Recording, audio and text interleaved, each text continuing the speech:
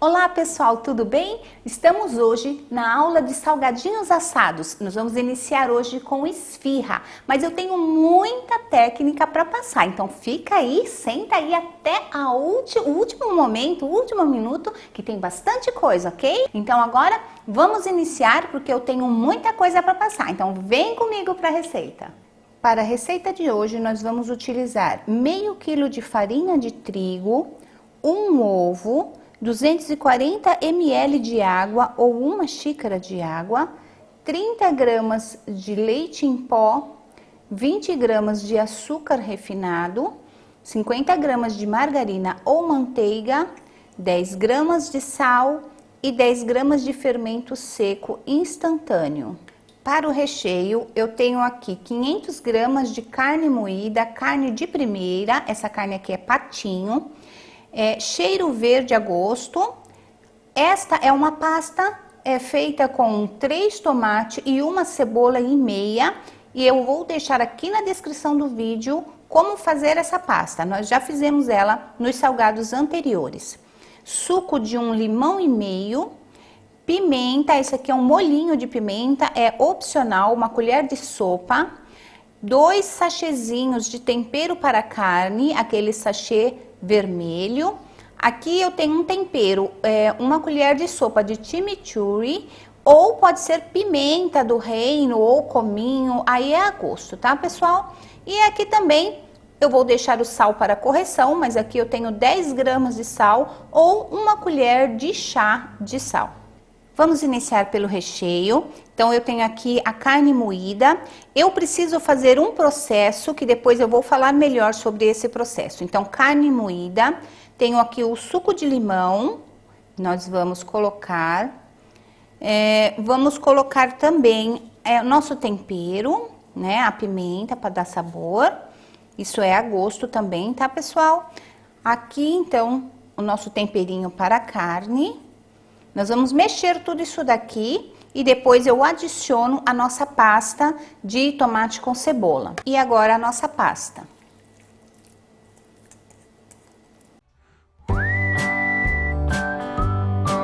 Agora nós vamos deixar a nossa carne descansar por meia hora dentro de uma peneira, porque ela vai começar a liberar os caldos, tá pessoal? A gente não pode colocar isso daqui sem retirar o caldo da carne.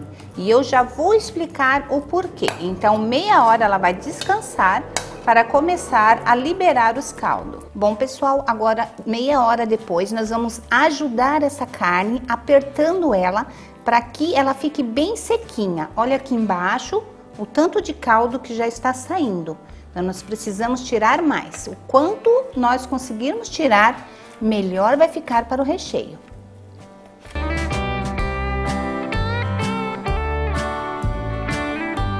Aqui, olha, já retirei, olha o tanto de caldo que eu já retirei. E se eu ainda deixar ela ainda na peneira, ela continua sorando, ela continua saindo o caldo. Agora aqui eu vou misturar o cheiro verde, já coloquei a pimenta, o chimichurri, já coloquei aqui. E agora também é opcional, eu vou colocar também uma pimentinha, um molhinho de pimenta, isso é bem opcional, tá pessoal? E aqui vamos mexer, já terminamos o recheio e vamos iniciar a nossa massa. Este recheio, ele é feito dessa forma, bem diferente, porque a carne, ela contém muito suco e quando a gente vai agregando sal, temperos, aí vem o tomate, vem a cebola, isso vai agregando mais caldo ainda para esta carne. Então nós precisamos retirar esse suco, porque senão depois na hora de assar esse salgado, esse suco vai escorrer por todo o salgado e vai até abrir. Então fica aquela esfirra aberta, não fica bonito, fica uma coisa muito estranha. E um outro detalhe também, o porquê que você tem que retirar este caldo da carne. Vocês já experimentaram assim, se vocês estão em uma festa ou algum lugar, vocês foram comer alguma esfirra e de repente você olhou na sua esfirra, cadê o recheio? O recheio já saiu rolando, fica aquela bolinha pequenininha, toda apertadinha, e se você não tomar cuidado, ele cai mesmo.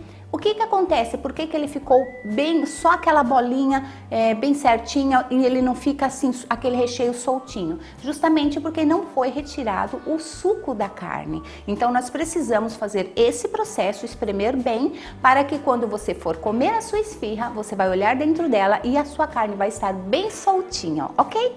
Então vamos continuando a receita. A primeira etapa dessa massa que nós precisamos prestar bastante atenção é fazer a mistura dos secos. Então aqui eu tenho a farinha, o açúcar, o sal, leite em pó e fermento seco. Muito cuidado, porque esse fermento seco, ele não precisa ser dissolvido em água ou leite, ele já vai direto na farinha. E não vamos colocar ele em contato com o sal e nem com o açúcar imediatamente. Então primeiro, vamos fazer aqui a mistura de todos os secos, inclusive sal, inclusive açúcar e o sal. Então já coloco os dois aqui. E agora o leite em pó. E vou fazer uma prévia mistura. Vamos misturar isso daqui para que o sal e o açúcar não tenham contato com o fermento. Misturando bem. E agora eu misturo o meu fermento seco biológico. Muito bem, agora nós vamos começar a sovar misturando os outros ingredientes.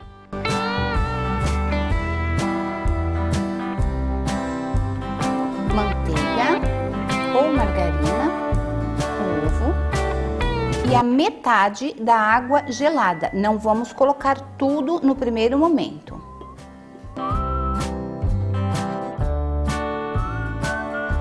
Conforme vou sovando, eu vou prestando atenção e vou vendo que aqui eu tenho que já começar a adicionar água, porque ainda está bem seco. Então vamos colocando aqui mais um pouco de água e continuar sovando. Aqui eu já coloquei toda a minha água, mas eu estou percebendo ainda que eu preciso de mais um pouquinho. Então vou pegar mais 10 ml ou 2 colheres de sopa de água e vou colocar aqui mais um pouquinho.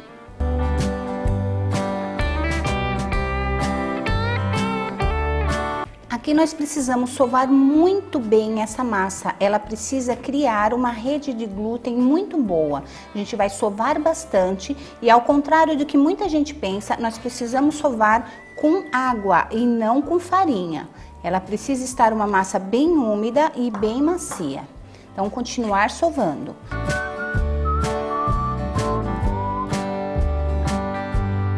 Aqui eu já sovei mais ou menos aí 10 minutinhos. A massa está super macia, ó, ela ainda gruda um pouquinho, olha. Não deixem a massa seca, ela não pode ficar seca, ela tem que ficar bem úmida. Olha, se eu colocar a mão nela assim, ela ainda fica grudando, mas se eu sovar ela, aí já não gruda mais na minha mão. Então ela fica com bastante umidade, bem macia, e depois o seu salgado vai ficar muito macio. Vou deixar ela descansar aqui, cobrindo com um plástico por 10 minutos, porque ela precisa relaxar e ela precisa começar, ela vai descansar, não é a fermentação ainda. 10 minutinhos descansando. Minha massa já descansou 10 minutos, agora nós vamos iniciar aqui.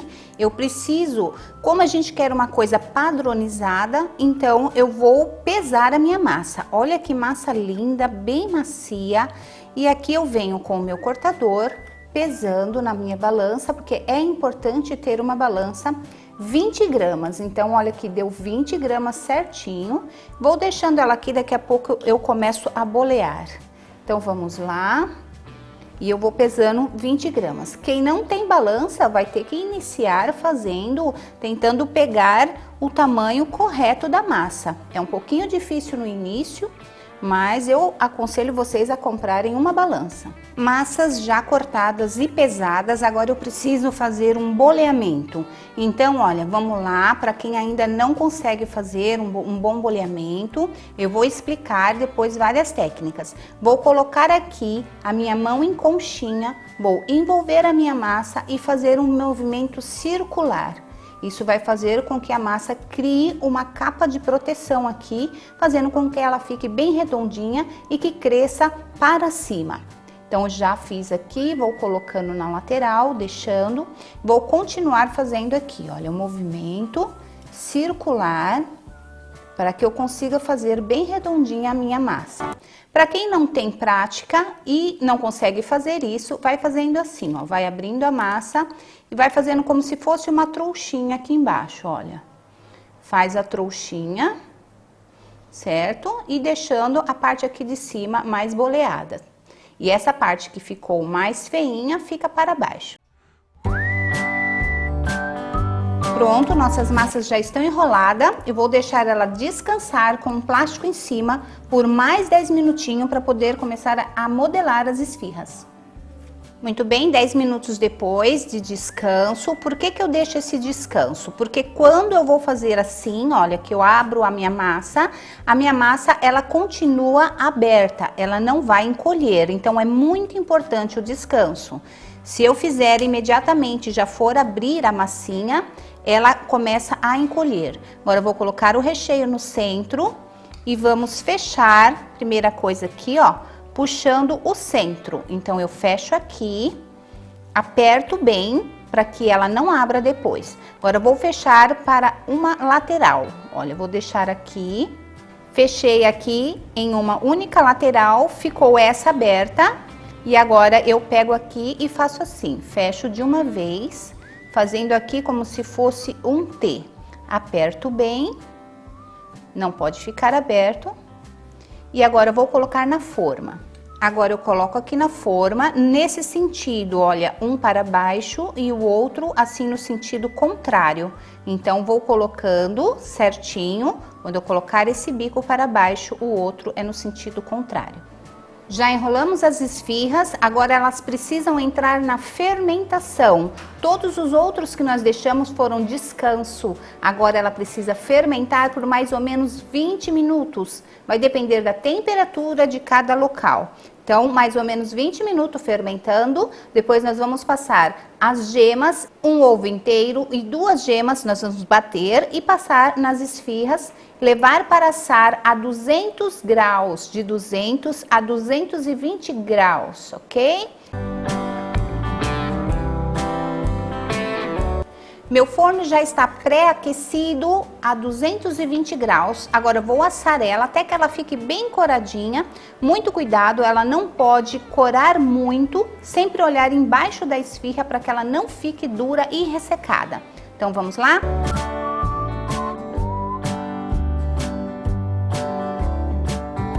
Bom, pessoal, por hoje a nossa aula já encerrou, mas eu vou ficar aqui com essa delícia que tá um cheirinho, tá maravilhoso. E olha, eu espero que vocês tenham gostado da aula de hoje. Anotem todas as dicas que eu passei e também vou deixar aqui na descrição do vídeo a receita, rendimento, conservação e vou deixar tudo anotadinho, tá bom? Essa receita vocês também podem congelar. Lembra da aula de congelamento? Espere resfriar totalmente para congelar em aberto e depois de 24 horas colocar na embalagem retirando o ar, tá bom? Mas eu deixo aqui tudo anotadinho para vocês. Espero vocês na próxima aula. Tchau, tchau!